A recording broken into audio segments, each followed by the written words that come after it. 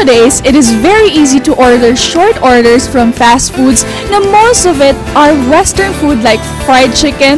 But if you want a different twist and dreaming to own one through franchising, here is Mr. Butch Bartolome to tell us more in Is Franchising.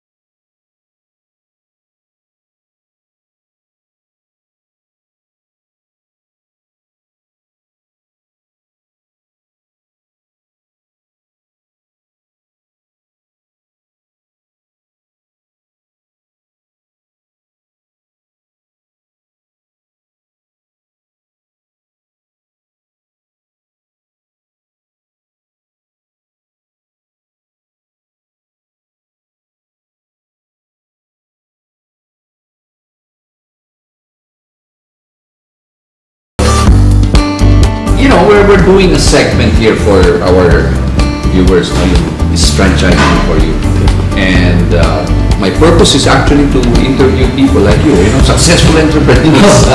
Why the name FRESKA, as in letter K? Kasi medyo, ang alam ko FRESKA, as in what? What is it? Well, sa Ilonggo, FRESKA or fresh is FRESKA. So what we did, when we brought it here to Manila, we parang we just made it, gave some twist to it and made it FRESKA. Okay. FRESKA. Para medyo maganda naman pakinggan. And FRESKA has been... And for branding purposes. So FRESKA has been here for what, since 2005? Since 2005, our first branch was in Gorriceta. Gorriceta. Yes. That's your first branch. You started very small there. Yes, we started with 20 square meter. Okay. And I think as I mentioned to you, we were able to recover our investment there in 3 months. You're joking. Yes. Come on. Yes. Then 3 months. 3 months. Yeah. Pabilis.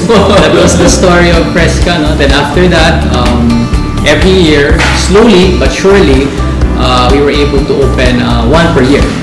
So ilang branches ngayon ng FRESKA? I mean, 2005, we're now 2010, we're nearly 2011. So before franchising, which was like a year ago, we just started franchising last year. We had only 5 branches, all company owned. So these are the 5 branches, I mean 5 branches. Then Visitas, Katipunan. Where is Katipunan? Katipunan Avenue Extension. Okay. Then and this is one you're talking about, Blue Ridge? Yes, Blue Ridge, right. Okay.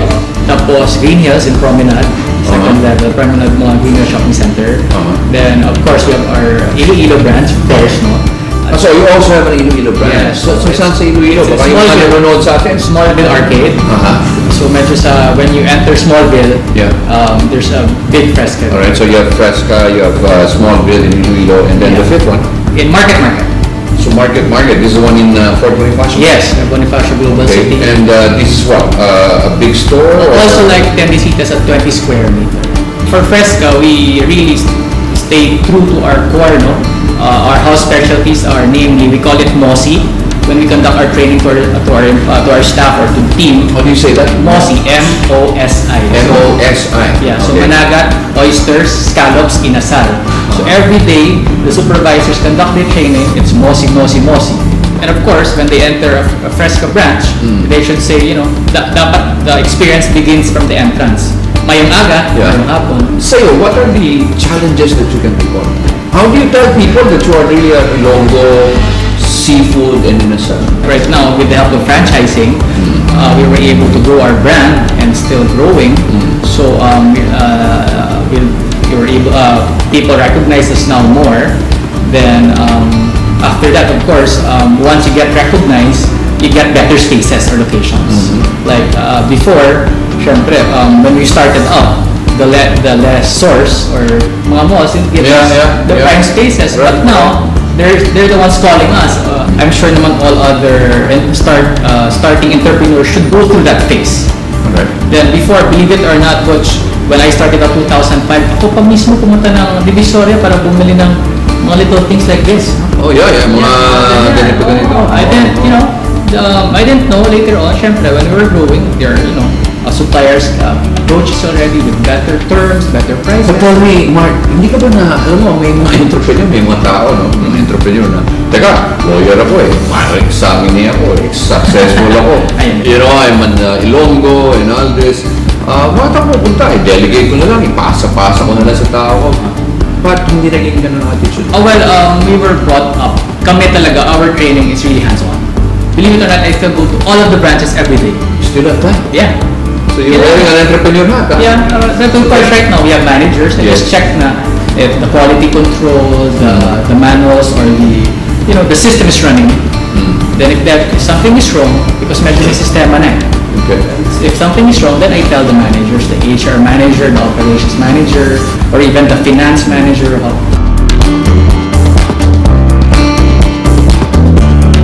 So, Mark is going to show us really what makes him really an Ilonggo seafood and Inasal.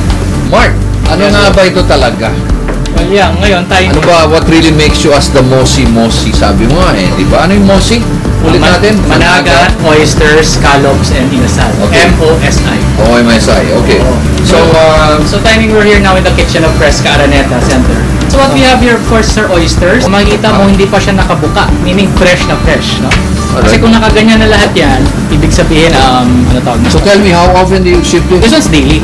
You cannot ship, what do you call this, store What? this. Airflown?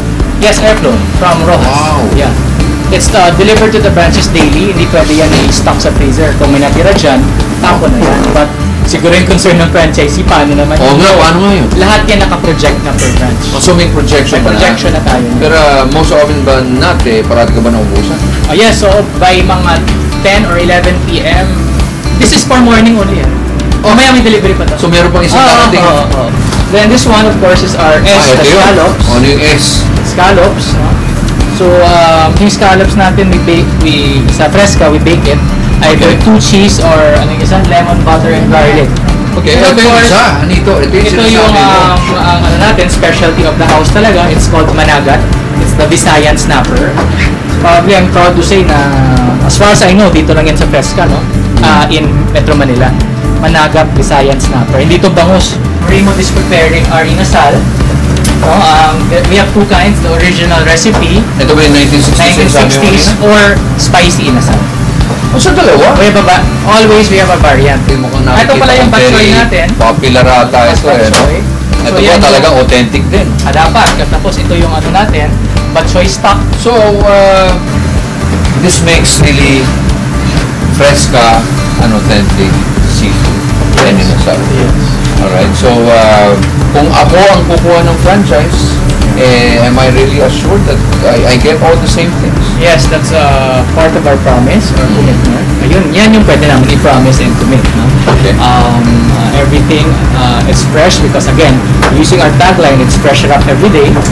It's fresh every day. So kung ako ang franchisee, ibig sabihin nun, ang support mo sa akin yung development ng tao, saan magagaling ang tao? In our franchise model, you have 2 options. Either you can give us your people, we train them, or we can provide you all the stuff for a minimum fee. Other question is like, that's popping in my mind is, can I also introduce other food? Yun naman, it's part of the franchise agreement if you want, let's say lang, in your locality or your destination, let's say FRESKA Araneta, malakas yung drinking here. You know, the franchisee introduced certain products for the pollutant. So if they could make a formal letter, then we submit it to the franchisor and we have it approved. Okay. How do our viewers get in touch with you? They could email us mail@freskagroup.com. That's our email address. They can visit the website. All the telephone numbers are there. It's www.freskagroup.com. The landlines are 703-4140 or 535-1828.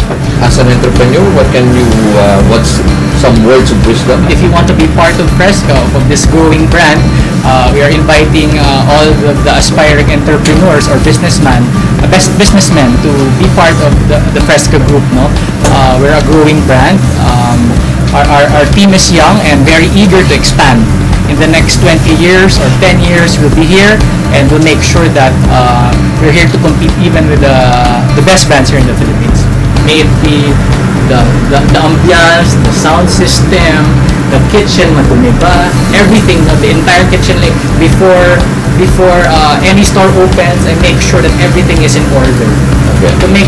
To be sure also that the franchisees are happy at the end of the day. You've just heard Mark Gorriceta, President and CEO of Ilonggo Seafood and Inasal, FRESKA group of companies. He worked hard to make sure his brand is getting known. Started with 2005 in Tiendecitas. It took him 5 years before he started tinkering about expansion. Imagine, nobody would even believe him. Malls won't believe him. But now, using the strategy of franchising, malls are even asking him to be there.